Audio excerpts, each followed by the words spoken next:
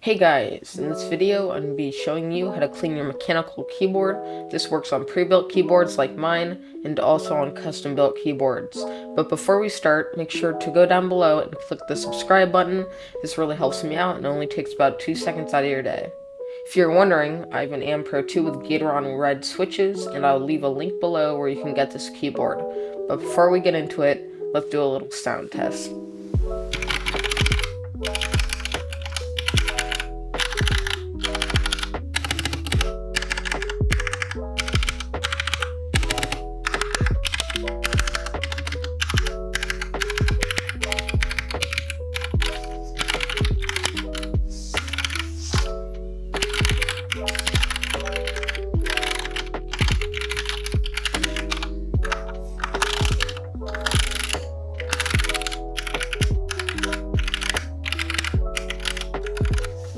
Now that we're done with that, let's move on to the main point of this video.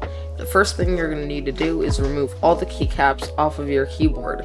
You can use a keycap puller. I just use my little multi-tool with a knife on it. I wouldn't recommend this, just make sure you're not tearing off any of the plastic off of the keycaps and you'll be fine. You can even use your hands if you want, but let's just get into a little time lapse.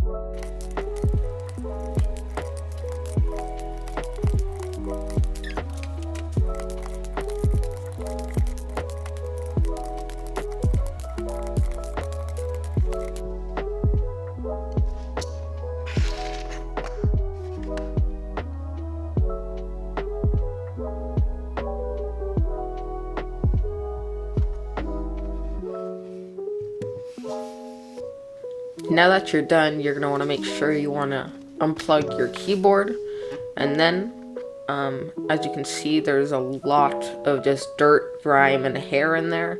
I do have a cat, which is the main reason there's so much hair, but as you can see, it's just disgusting in there.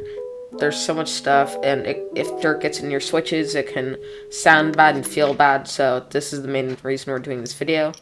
Next, you're going to get this screwdriver. I have to use a Torx screw, and you're just going to unscrew all of the screws in your keyboard. Depending on your keyboard manufacturer, it might differ in what type of screw it is, but I will be leaving a Torx screw kit in my description. They're really cheap, and yeah, it was pretty easy.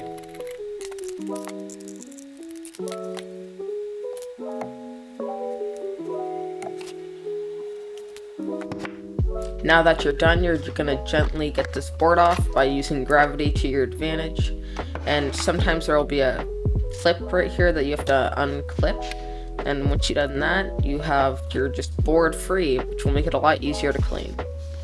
I just use these simple Clorox wipes, but it is a little risky. You don't want to get them in your into your switches, but you just got to be more careful.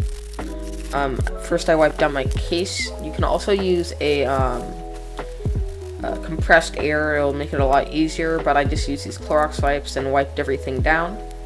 It was pretty easy, and it's really simple.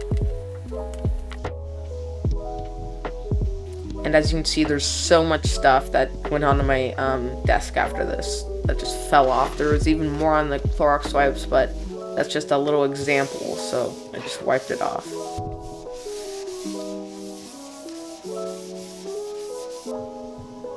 And now, all the switches and the board is so much cleaner. It looks like it's brand new and it just came out of the box. I would definitely recommend this. So then you just plug back in the cable in the back, and you gently set down your board back into the case. And then all you have to do is plug everything back in.